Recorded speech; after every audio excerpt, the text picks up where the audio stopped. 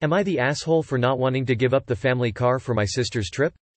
My 16F sister, 18F, just graduated high school. Her friend group wants to take a 2-week road trip to celebrate their graduation next month. In total there's 8 of them. My family has a van that can hold them all with room for their stuff. My sister wants to take it for their trip so they all can go in one car. The van is typically my mom's primary car and my dad has his car. We have a sedan that my sister and I share. My mom would take the sedan as her car for the 2 weeks, leaving me without a car for that time. I'm working 5 days a week this summer. My shift is typically MF, 2:10 p.m. My parents gave me a couple of options to cope without a car. One was walking the 30-45 minutes to and from work each day, but I don't want to walk home for 45 minutes at 10 p.m. My parents are asleep by then, so I can't get a ride home from them. Also, walking for that long in the summer afternoon would make me drenched in sweat by the start of my shift. Another was seeing if my shift could get adjusted to earlier in the day. I talked to my boss and she doesn't think it's possible to set my schedule as that unless she knows someone else called in. Another option was seeing if a coworker could give me a ride to and from work. There's one coworker I know of that works the same shift as me, but as soon as I said I could ask him about it, she said never mind. Then the last one was to just not work those 2 weeks. My mom had me call my boss on speakerphone to ask if I'd be able to do that. My boss said she can make it work but was disappointed that I didn't give her more notice. I don't want to take 2 weeks off of work. I'd be missing out on about $1,000, pre-tax, of income. I'm trying to save up as much as possible for college. I also will have nothing to do for those 2 weeks. I'm the only one in my friend group that has access to a car and walking anywhere will take me forever and get me all sweaty. I also just don't like lounging around all day. I tried talking to my sister about it. I said if 2 of her friends drove their cars instead of our van, it'd probably be even better. Since our van is a gas guzzler, they'd probably get better mileage with even 2 cars.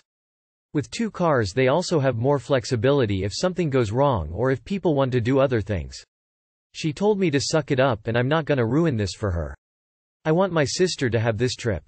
I don't think it's fair for me to be so impacted by it since her and her friends have options. Most of them have their own cars that they don't share. I want to be able to work and see my friends for those 2 weeks. Ask for a car from your sister's friends while they are away with yours, they won't need it anyway. Trying to get 8 people to agree on where to go at all times for 2 weeks is futile. They are better off taking more than one vehicle, especially if they have access to them. If they'll pay you the costs of not working for 2 weeks, then go for it. Otherwise, sister needs to make other arrangements because she can't monopolize the car for 2 weeks when you have a previous obligation. In Ta. It is patently unfair of your parents to make this your issue. The only option should be they will get you to and from your job for the 2 weeks. They are sacrificing you for your sister and that's not reasonable. Maybe mom can get a ride to and from work? Or you drive mom to work and she gets a ride home from dad? There are other options. Nth, because you are working all summer, I think it is valid for you to get priority of the car. Especially because your sister's friends can use 2 cars. I think that trying to either get a friend to drive you or take a bike would be good options. Don't forget to lock up the bike. Am I the asshole for informing my classmate about Latin on his father's printing website? Edited for better context.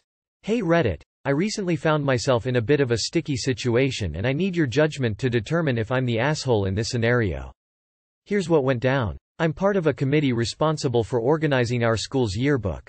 As part of our preparations, we needed to find a printing company to handle the job. One of my classmates, let's call him Alex, told us that his father owns a printing website and could potentially offer us a good deal. Naturally, we were interested, so I decided to check out the website to get an idea of their services.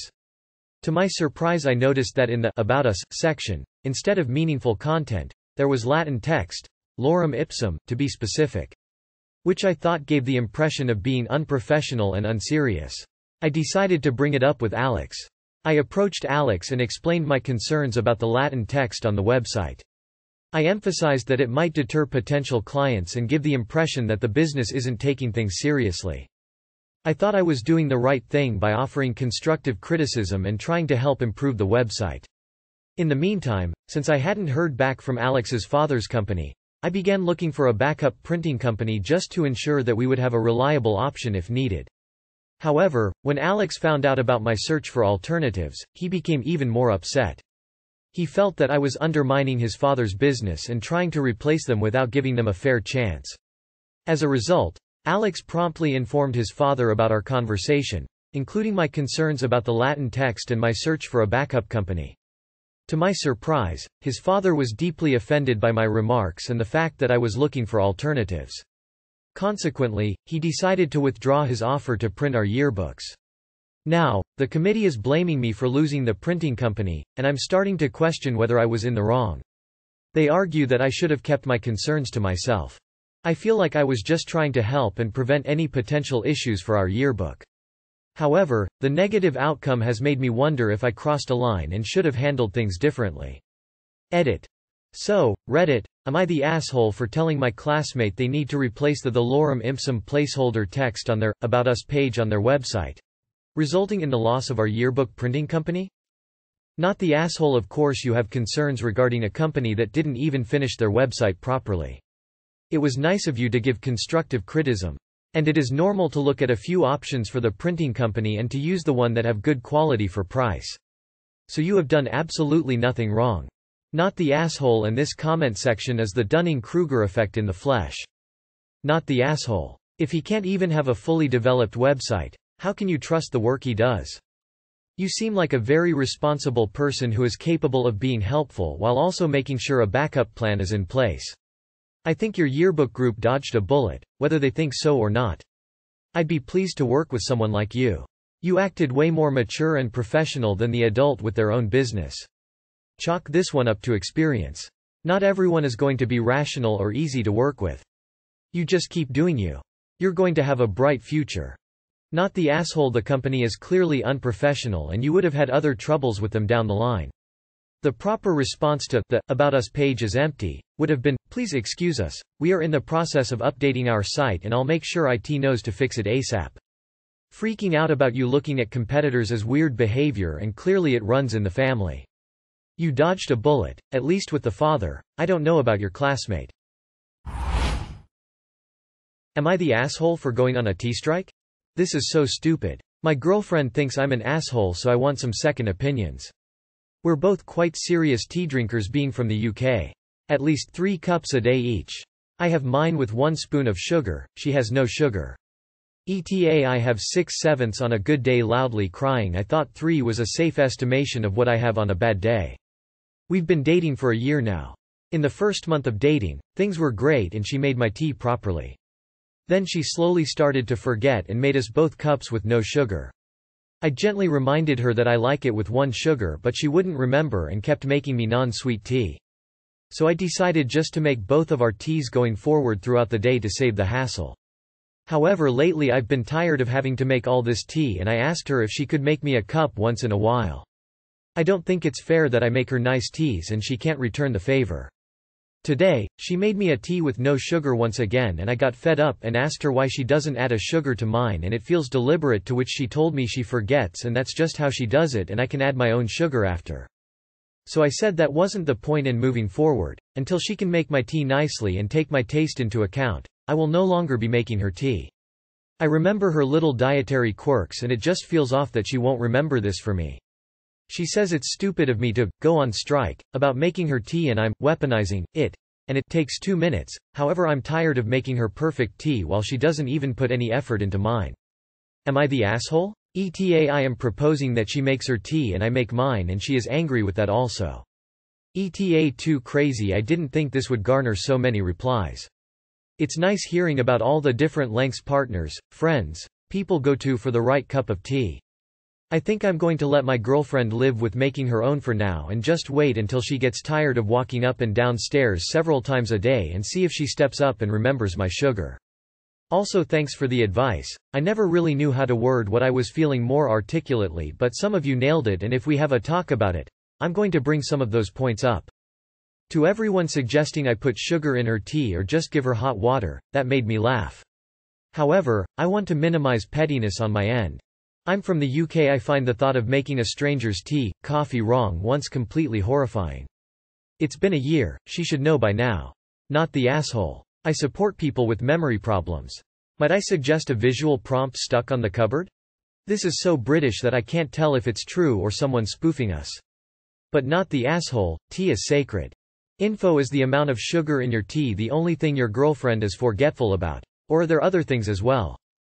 Not the asshole. A little petty to go on strike, but you are only asking for consideration from someone you love. To be shown a little appreciation and kindness. Not the asshole. This is clearly not about sugar. This is about effort from your partner and sounds like you don't feel like she cares. Would I be the asshole for refusing to let my sister ride with my brother and I on the way to vacation? My parents just decided earlier this week on where we are going for vacation. Turns out we're going to the mountains. While we have been here before, everyone is still really excited. The entire trip has been planned out so far. And we are all ready to go on vacation. Not only that, but our grandparents are coming with us. So everyone is really excited for this trip.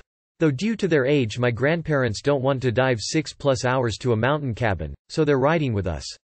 With the addition of them, the total going in 7 people and it's hard to find a vehicle that would fit us comfortably. So the solution is for someone to take another car, and I volunteered to take my truck along with my brother.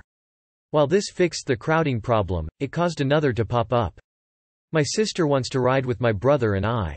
We have the room for her, and it would allow for the other car to have more room. But I don't want her to ride, for a number of reasons. Mainly she is the world's worst backseat driver. No matter how well I drive, something's always wrong. I'm too close to one side, or I'm not checking blind spots enough. Rather than calmly point out my mistake, she screams at me that I can't drive and often demands I pull over and switch with her. Then there are a number of smaller reasons. She has to have complete control of music and AC. She has to be in the passenger seat, and she is the only one who can choose rest stops, restaurants, and gas station. Then the worst is she takes her damn shoes and sock off. Then puts her nasty ass feet on the dash. When these things combine, it's honestly impossible to focus on the road as she gets loud and mean when we don't listen to her. The thing is, she sees this as a sibling road trip and a way out of riding with all of the old people. She has vowed to be calm and has agreed to stop backseat driving. But I don't trust her, and if I'm driving up a mountain in the dark, I want more than a promise that nothing will happen. If I tell her no, she will freak out before we leave. But I can't deal with her and navigate the interstate mountain roads. So it's essentially choosing between the lesser of two evils. A freak out at home before we leave or on the middle of the interstate. I'd rather not have conflict at all, but it's unavoidable at this point, and I don't want to ruin vacation over the car arrangement. Offer to take your grandpa instead. Make it an opportunity to spend time with him. And offer to switch and have grandma ride with you on the way back. You get to play it off as awesome grandkid. Your sister is stuck in the other car. And you, hopefully, I don't know what your grandparents are like, get to have a chill ride there and back. Mix up the music on the radio. Switch regularly from music they like to stuff you like, that won't drive the G-parent nutty. And try and get stories about whichever parent of yours they raised, as future ammo. And I'm guessing your parents are encouraging your sister to ride with you because they know she sucks. How old is your sister that she can't even be respectful of the driver in his car? If she behaves, she rides with. But the second she violates any behavior she promised to watch, she goes into the older generation's car. I just can't believe how entitled some folks are with other people's property or space, or driving habits. Just say no to her. Being afraid of her freakouts is no way to live. Decide what you think is right, and if she has a tantrum, just don't engage and walk away. Not the asshole. If she is known to be like that, don't. You don't need someone screaming at you when you are navigating a somewhat complicated road. Also, putting her feet on the dashboard is a stupid thing to do, can cause her more harm if an accident happens. Dean Winchester once said those infamous words, "Driver picks the music."